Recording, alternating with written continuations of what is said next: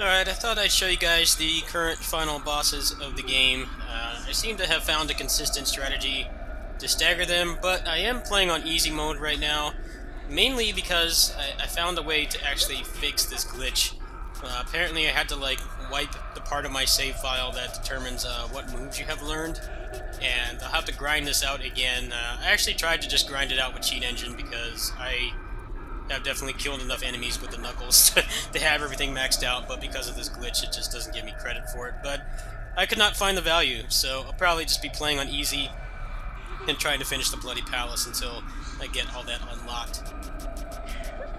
But apparently what you have to do is you have to wipe that part of your save file, and then buy everything, and then you restart the game, and then buy one other move. Now, since I've been playing this game pretty much since it came out, like a month or so after it came out, I have like thousands of proficiency, so that won't be an issue. It's mostly just going to be fixing it, the other way. So hopefully that will fix it, but I'm not sure. I did notice it gave me credit for one more move than I had before, so I think it actually did do something.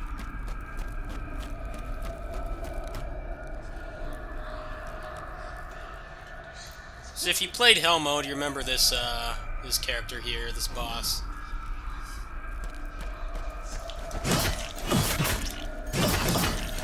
It's a great start.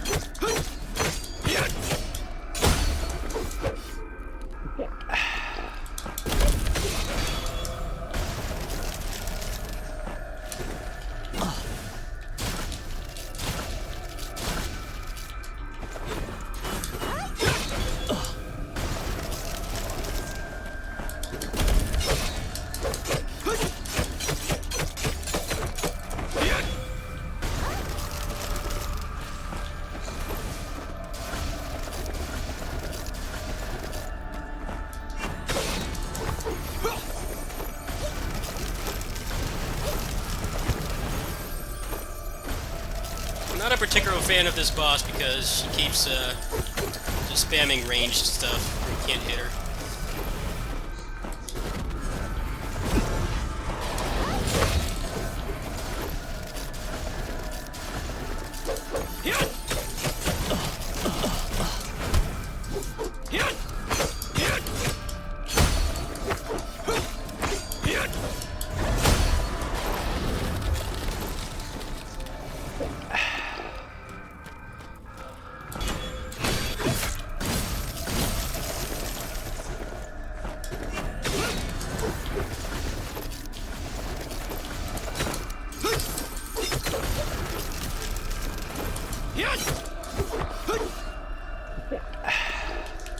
I think I just messed myself up, because now that drunk won't go away.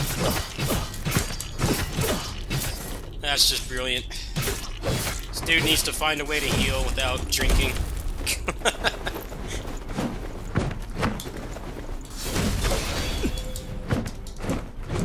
The blurred motion blur is even worse.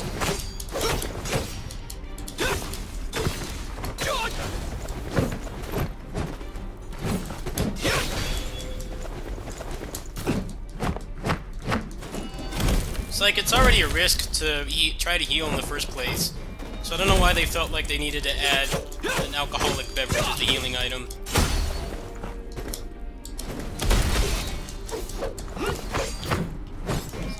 It's like they hate the people that play their games. If I hadn't done that heal, this probably would have gone a lot smoother.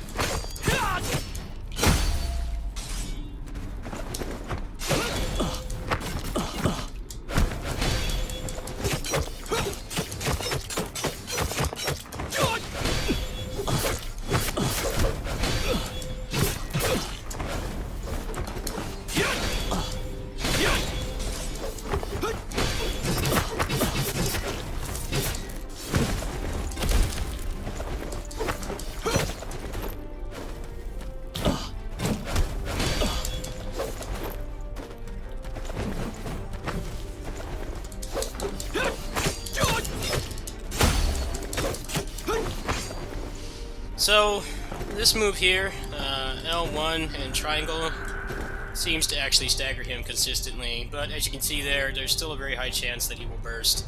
I think it adds an unnecessary random element to the game Basically, he just won't stagger at random times.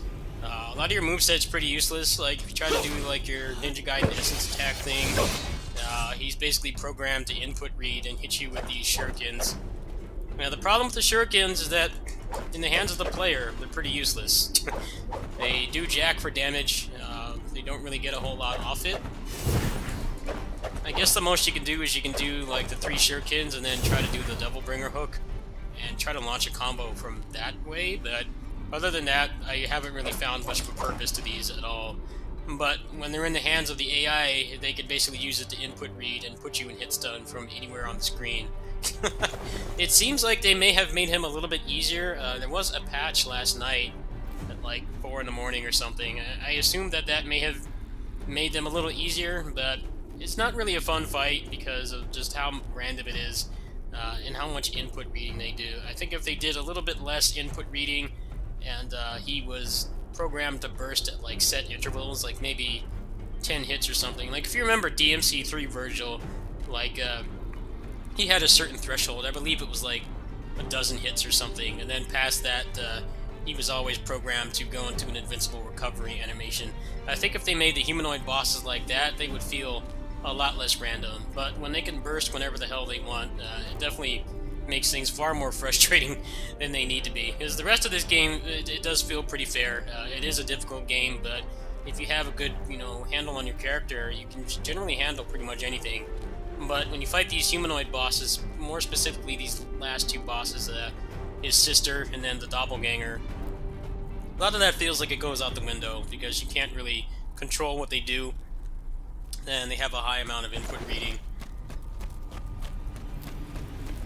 You kind of feel like SNK bosses. It's like I found the one move that works on them, and now they're actually pretty tolerable. But like, heaven forbid if you try to like use any of the rest of your moveset, and you're pretty much going to be SOL. Barely any of it is going to work.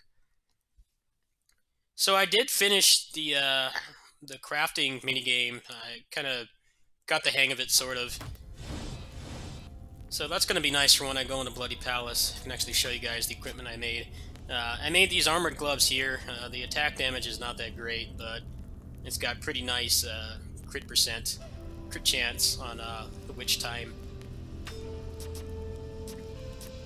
So I'll probably upgrade this one next on my next playthrough. Overall, I mean, my opinion has not changed. I think that this game is getting too long for its own good. Especially the last level, there's like barely any variance at all. The only thing that changes is the like what's in the chests, which I don't really think is enough for this to be considered a roguelike.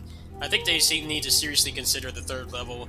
Maybe have like different layouts for the 3rd level, like even if they're completely predetermined, like instead of like being made with level chunks like most roguelikes, like maybe have like one that's like combat centric, maybe have one that's like the one now, and then maybe have one that's like a mixture or something. But when it's exactly the same every time and it's longer than the rest of the game combined, I feel like it's really off. I don't quite understand why it's designed like that, especially since you can't upgrade your stuff until you get to the end of that level either, and it's basically the same exact experience. At least in the first 2 levels, there are a number of level chunks that you can get that do make it feel a little bit different. The roguelike elements in this game and the run variety have always been very lacking, but I feel like it's gotten exponentially worse ever since they added that whole like Zelda temple. The puzzles are not very interesting. They're very gimmicky, and there's just like not much to them at all. And since you're going to be doing them literally every time, I think it gets pretty old. In like a more traditional exploration puzzle-based game with less robust and deep combat than this, you're only expected to go through those dungeons once, at the very most, maybe twice, to pick up some extra things that you missed the first time. But here, you're going through the same dungeon and the same puzzle every single time, and this is supposed to be like a roguelike with high replay value. And I think just having only one set of puzzles and none of them are very interesting, they just feel like they get in the way of you just having fun with the combat. I think that's the kind of direction they need to stray away from. So maybe I'll write them some feedback. I know I've been looking at some of the other feedback that the native Chinese players have been saying, and they're basically saying the same thing. The runs are too long right now, and the temple is very difficult and not entirely fun. So we'll see what happens. Anyway, catch you guys later. Peace.